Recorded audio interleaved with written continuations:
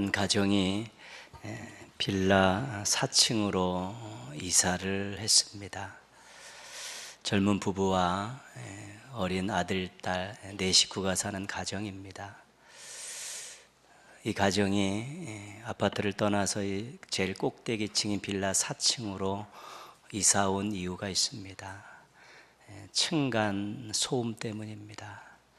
너무 힘들어서 이제 그것을 피해서 위층에 아무도 없는 빌라 4층으로 이사를 온 것입니다. 여름에 덥고 겨울에 춥고 엘리베이터가 없어서 불편했지만 그래서 층간 소음으로 괴로움을 당하지 않아서 좋았습니다.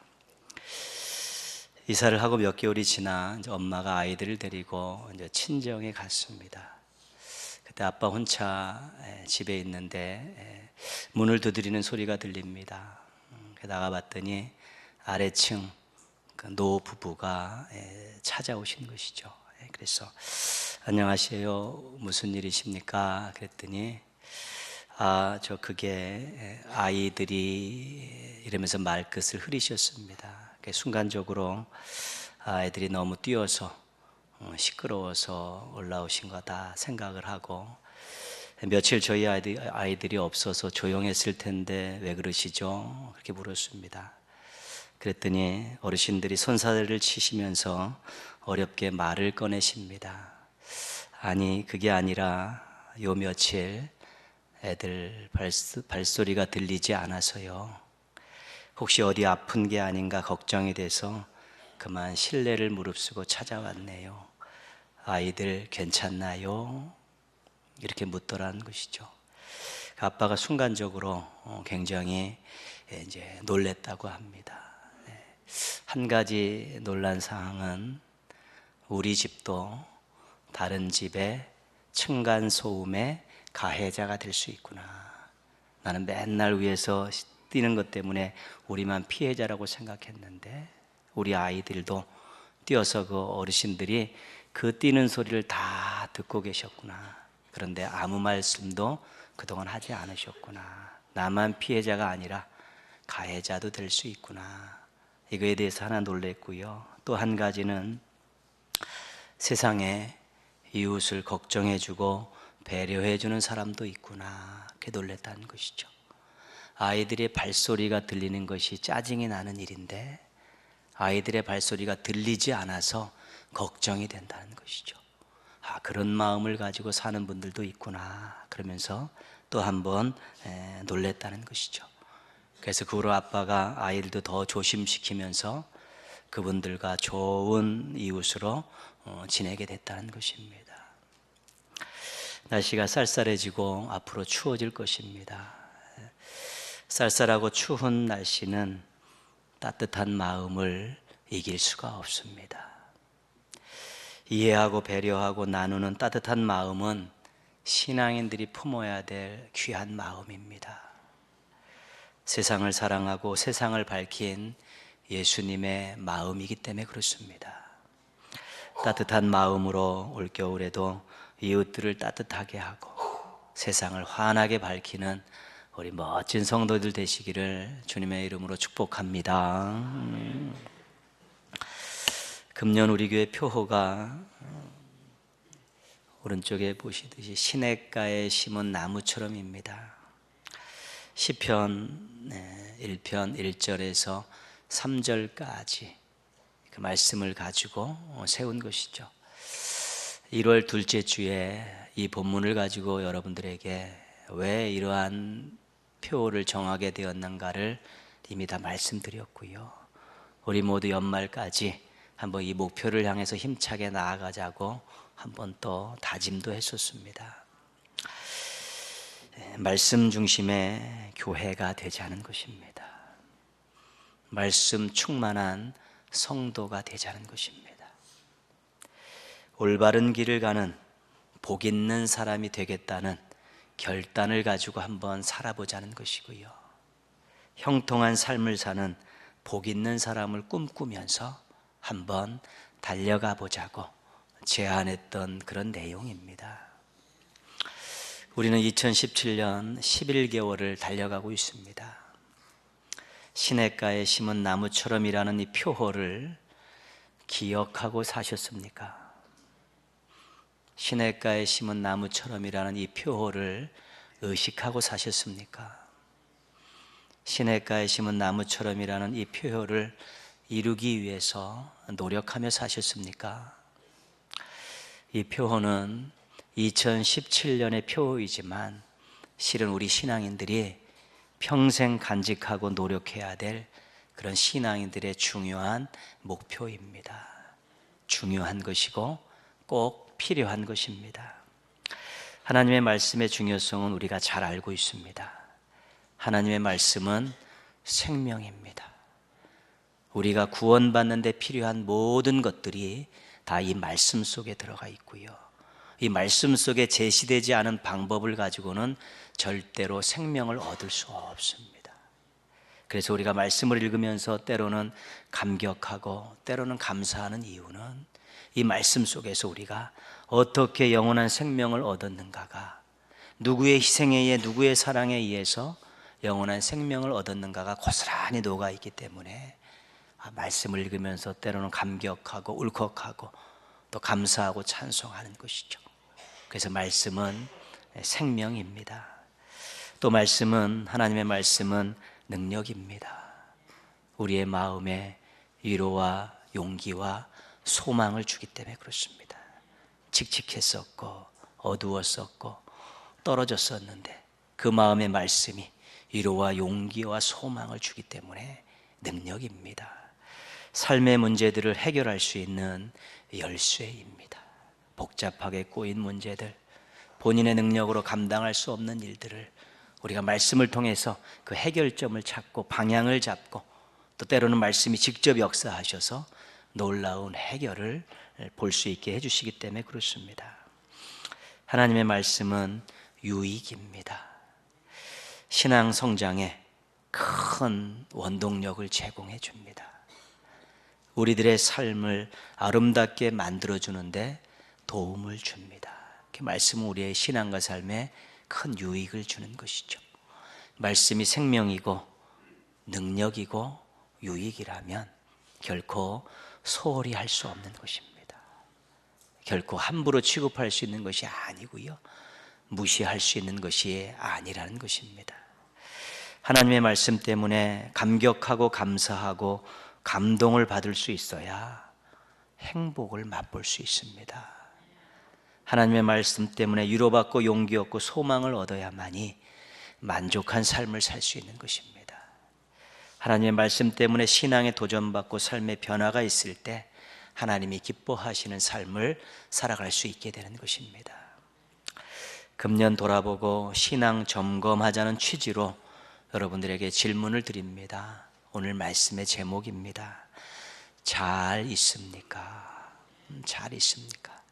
여러분의 안부를 묻는 것이고 신앙의 현주소를 묻는 것입니다. 이 질문을 가지고 작은 질문 두 가지를 다시 드리도록 하겠습니다. 첫 번째 질문은 시냇가에 머물고 있습니까? 시냇가에 머물고 있습니까? 하나님의 말씀을 여러분의 삶의 주변에서 볼 수 있냐는 것입니다. 자기 성경이 어디에 있는 줄은 알아야 합니다. 교회 올 때 어디 있는가 막 찾고 그러는 것은 정말 당황스러운 일입니다. 자주 머무는 자리에서 손을 뻗으면 성경을 집을 수 있어야 합니다. 자기가 가장 많이 활동하는 곳, 성경도 많죠. 그래서 집에도 또 차에도 또 사무실에도 하나씩 가지고 또 손만 뻗으면 잡을 수 있도록 해야 되는 것이고요. 그리고 성경을 자주 읽어야 합니다.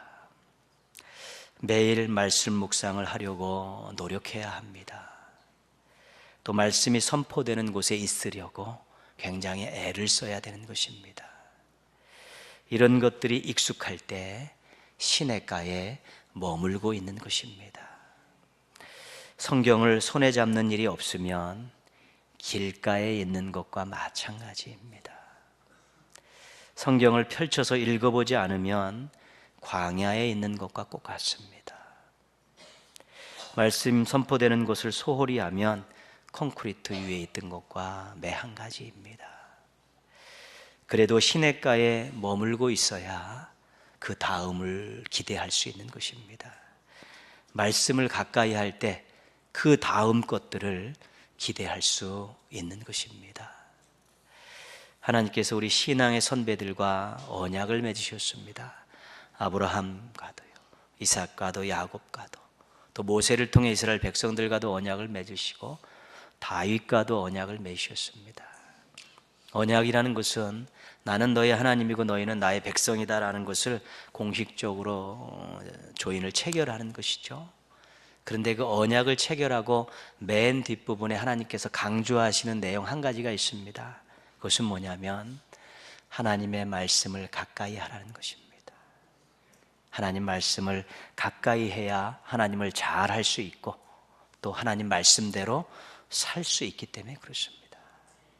이스라엘에게는요, 왕들에게 주어진 첫 번째 조건은 뭐냐면 자기 집무실 오른쪽에 율법을 놓는 것입니다.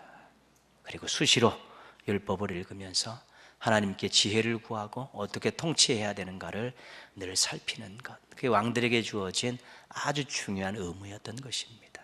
하나님 말씀이 가까이 있어야죠. 자주 친근하게 대할 수 있어야지 그 다음을 이야기할 수 있는 것입니다. 남아프리카 공화국에서 기독교 지도자를 하고 많은 경건서적을 저술한 앤드류 머레이라는 목사님이 있습니다. 서점에 가면 이분의 책이 굉장히 많습니다. 이분이 이런 말씀을 하십니다. 우리는 기도로 우리 자신을 하나님께 드리며 하나님은 말씀으로 당신을 우리에게 주신다. 우리는 하나님께 나가서 우리의 마음을 드리고 우리의 모든 것들을 다 하나님 앞에 드리는 것이고요, 하나님께서는 말씀을 통해서 하나님이 가지고 계신 모든 것들을 다 우리에게 주신다는 것입니다. 그래서 하나님의 말씀과 친해지면 친해질수록 하나님을 더 잘 알 수 있고 하나님의 마음을 더 깊게 알 수 있고 하나님의 뜻을 밝게 알 수 있고, 그래야만이 하나님 뜻대로 살아가는 멋진 삶을 우리가 기대할 수 있다는 것입니다.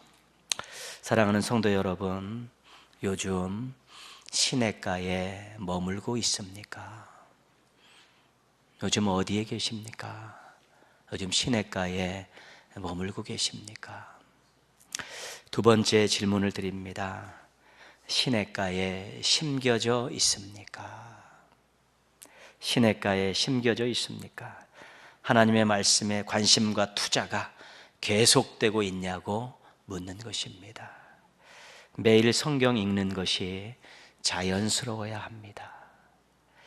개인 말씀 묵상 시간이 정해져야 합니다. 말씀 듣는 것에 대한 기대가 있어야 됩니다. 성경을 공부하는데 시간과 물질과 땀을 투자해야 합니다. 성경의 맛을 알아가야 합니다. 이런 것들이 잘 될 때 시냇가에 심겨진 것입니다. 성경 읽고 묵상하는 것이 일상화되지 않으면 시냇가에 머물긴 해도 누워 있는 것입니다. 말씀에 투자하는 시간과 물질과 땀이 아까우면 그냥 서 있는 것입니다. 말씀의 맛을 알지 못하면 심겨져 있는 것 같지만 뿌리는 내리지 못하고 있는 것입니다. 시냇가에 심겨져야 뿌리를 내리고 성장과 열매를 기대할 수 있는 것입니다. 말씀의 맛을 알고 또 말씀대로 살려는 그러한 노력들이 동반될 때 우리가 멋진 삶, 하나님이 원하시는 삶을 기대할 수 있게 되는 것입니다. 그래서 오늘 2절 말씀 보시면요, 오직 여호와의 율법을 즐거워하여 그의 율법을 주야로 묵상하는도다. 즐거움, 주야, 이런 단어들을 기억하셔야 되는 것이죠. 말씀을 가까이 하고 말씀을 읽고 말씀대로 사는 것이 즐겁습니다. 그리고 말씀과 관계된 일들을 주야로 밤낮으로 늘 기억하고 산다는 것입니다. 즐거움이 있고 맛을 알아야만이 우리가 정말로 좋은 인생, 아름다운 인생을 기대할 수 있게 되는 것입니다. 우리가 성령 충만을 사모합니다. 성령 충만은 성령님께서 우리를 도우시고 우리를 이끌어 가시는 상태입니다. 평안이 있고 기쁨이 있고 열매가 나타나는 상태가 성령 충만입니다. 근데 성령 충만을 우리가 이야기할 때 먼저 기도를 떠올립니다. 그래서 우리가 막 소나무를 뽑겠다는 철야를 하면서 금식을 하면서 막 기도하며 성령 충만을 구합니다. 그래서 우리가 성령의 충만함을 경험하기도 합니다. 그런데 기도가 앞서면 무슨 위험이 있냐면 감정 충만으로 빠질 위험이 있다는 것입니다. 그 자리에서는 막 모든 것들을 다 받은 것 같고 주님을 위해서 모든 것을 다 할 수 있을 것 같은 막 그런 자신감이 팽배했는데 막상 삶의 자리로 내려오니까 거품 사라듯이 다 사라져서 그대로 원위치되는 경향들이 굉장히 많습니다. 기도원에 가서 은혜 받았다 그러고 부흥회에 참석해서 은혜 받았다는 사람들이 그렇게 뜨겁게 밤새도록 기도하고 내려와서는 그대로 변하지 않는 그런 모습들로 살아가는 것들은 성령 충만이 아니라 감정 충만이었던 것입니다. 성령 충만을 하려면 먼저 말씀이 앞서야 되는 것입니다. 요한복음 14장 26절은 예수님께서 친히 하신 말씀입니다. 보혜사 곧 아버지께서 내 이름으로 보내실 성령 그가 너희에게 모든 것을 가르치고 내가 너희에게 말한 모든 것을 생각나게 하리라. 예수님께서 승천하시면 보혜사 성령님께서 오신다고 하셨습니다. 근데 그 성령님이 오셔서 하시는 사역과 한 가지가 말씀을 가르쳐 주시는 것입니다. 그리고 이전에 배웠던 말씀인데 잊어버렸던 것들을 다시 생각나게 하시는 것입니다. 성령님의 귀중한 사역 중에 한 가지가 말씀 사역입니다. 그래서 말씀을 읽을 때 우리가 성령님께서 말씀을 기록했을 때 그 기록자들에게 임하셨던 성령님께서 오늘 성경을 읽는 저에게도 임해 주십시오라고 기도하며 읽는 것입니다. 말씀을 들을 때도 마찬가지고요. 묵상할 때도 마찬가지입니다. 성령님께서 말씀을 깨닫게 해주시고 또 결단하게 해주시고 순종하게 해주실 때 그때가 바로 성령 충만입니다. 하나님의 말씀이 이렇게 달구나. 내가 하나님의 말씀대로 살아야지. 그리고 어려움이 있더라도 손해가 나더라도 하나님의 말씀에 순종해야지.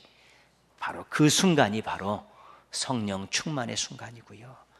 그러한 역사들로 말씀 충만, 성령 충만이 맞닥뜨릴 때는 성령님의 열매가 열리는 삶의 변화들이 일어나게 되는 것입니다.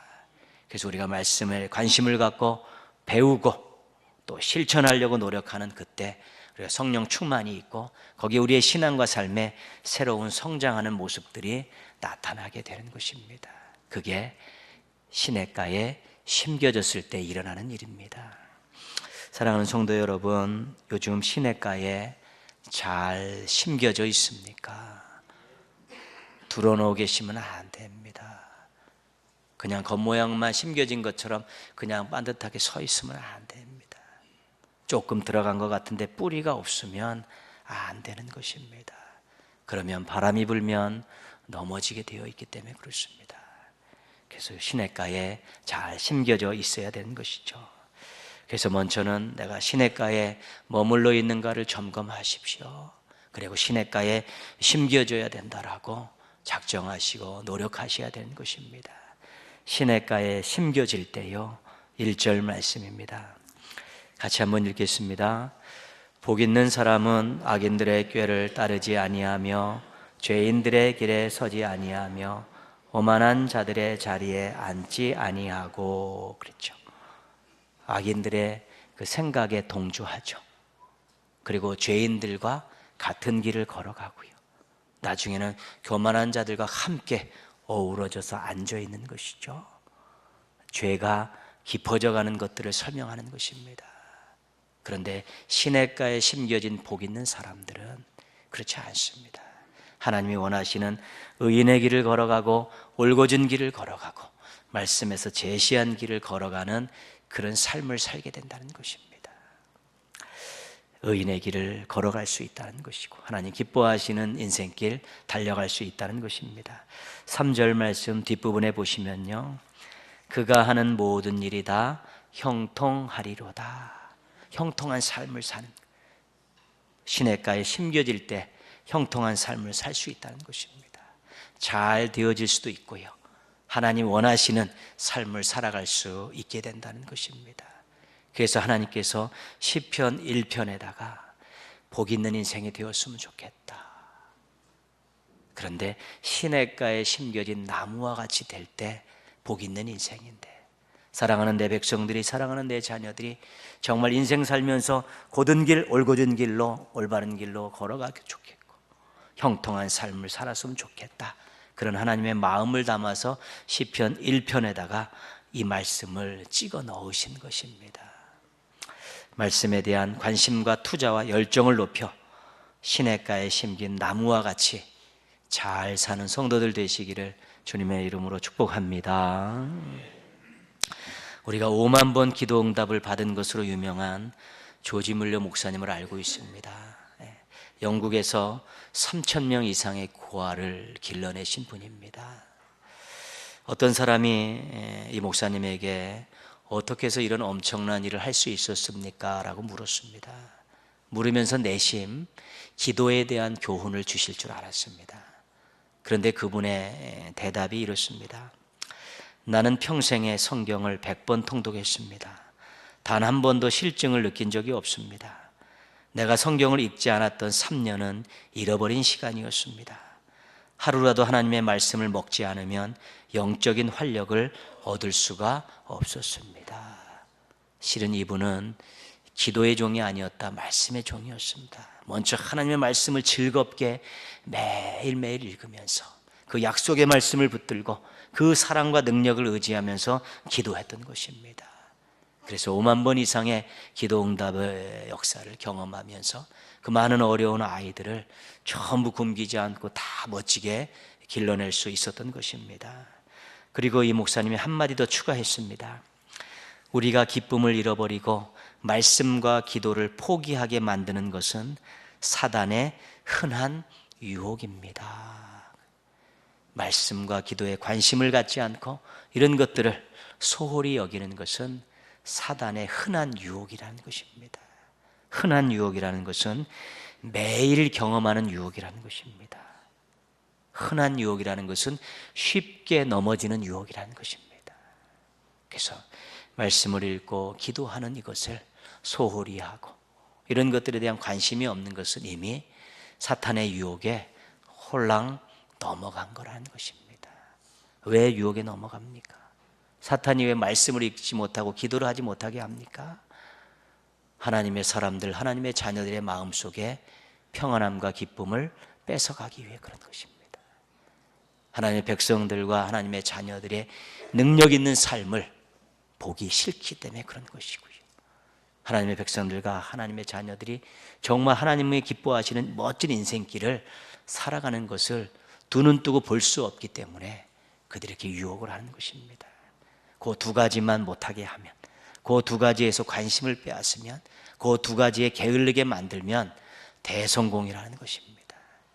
기쁨과 평안함도 잃어버리고 능력 있는 삶도 살지 못하고 하나님 원하시는 그런 삶도 살지 못하는 허수아비와 같은 인생을 만들게 딱 좋기 때문에 그 두 가지를 집중적으로 공략해서 무관심하게 하고 게을러 터지게 만들고 포기하게 만든다는 것이죠. 그러면서 그것을 바라보면서 만세를 부르고 있는 것입니다.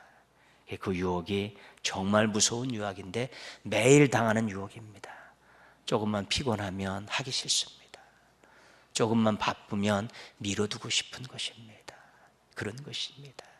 그렇지만 그것을 이겨내고 견디어낼 때 물가에 심기운 나무와 같은 든든함을 유지할 수 있고 하나님 기뻐하시는 올바른 삶과 형통한 삶을 누릴 수 있게 되는 것입니다. 시냇가에 심은 나무처럼 든든했으면 좋겠습니다. 우리 교회와 성도들이 시냇가에 심은 나무처럼 아름다웠으면 좋겠습니다. 우리 교회와 여러분들이 시냇가에 심은 나무처럼 알찼으면 좋겠습니다. 우리 교회와 성도들이요. 매일 경건 생활에 충실하십시오. 하루에 일정 시간 정해서 말씀 읽고 기도하십시오. 새벽을 깨우시는 분은 새벽을 깨우시고, 안 되시는 분들은 일어나기 10분 전 20분 먼저 일어나서 하시고, 그것도 어려우면 저녁에 시간을 잡아서 꼭 하셔야 됩니다. 이거 놓치면 사단의 유혹에 넘어가는 것입니다. 말씀 묵상집 지금 정기구독 신청 받고 있는데 다 신청하십시오. 얼마 되지 않습니다. 1년 12권 주는데 얼마 되지 않습니다. 차 한 잔 절제하고 식사 한 번, 외식 한 번 절제하면 1년을 볼 수 있는 책입니다. 이게 왜 중요한가 하면요, 여러분들 어쩔 때는 말씀을 읽다 보면 5장 읽을 때도 있고 1장 읽을 때도 있고 한 절도 못 읽을 때도 있고 중구난방입니다.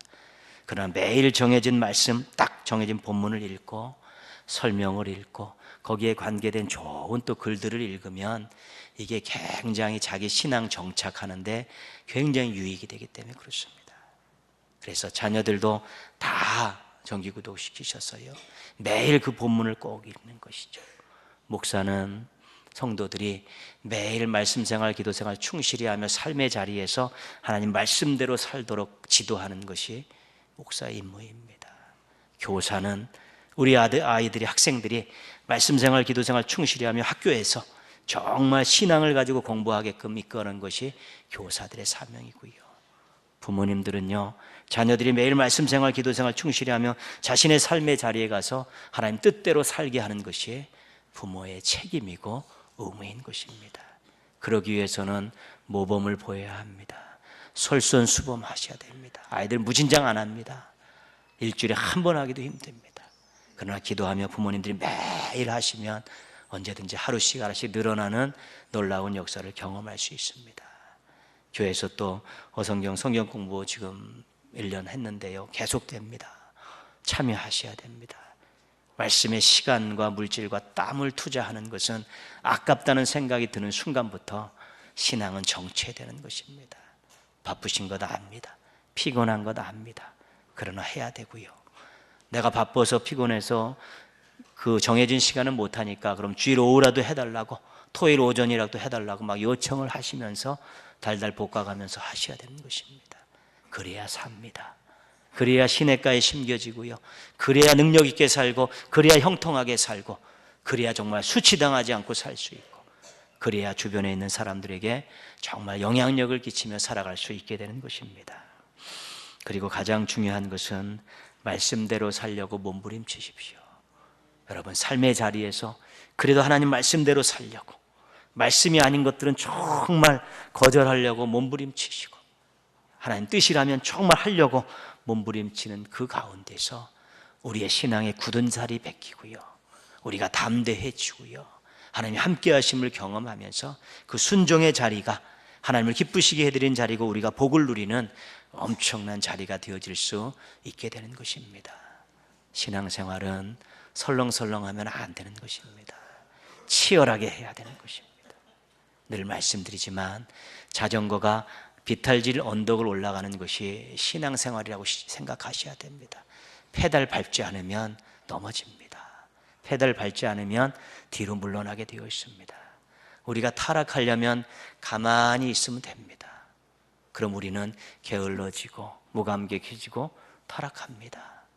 그러나 우리가 성장하기 위해서는 부단히 노력해야 됩니다. 치열해야 됩니다. 그러면 조금씩 성장하는데 거기에 기쁨이 있고 거기에 복이 있는 것입니다. 그것을 꿈꾸면서 올 한해 우리가 달려온 것입니다. 무관심과 게으름의 유혹을 잘 이기셔서 시냇가에 심은 나무와 같이 견실하시고 하나님 쓰시기에 좋은 모습들로 성장하셔서 정말 하나님의 의로운 오른손에 붙들린 그런 교회를 만들고 하나님 쓰시기 좋은 인생들로 새롭게 변하셔서 예전에 맛보지 못했던 큰 기쁨과 은혜를, 복을 누리며 살아가는 우리 멋진 성도들 되시기를 주님의 이름으로 축원합니다. 아멘.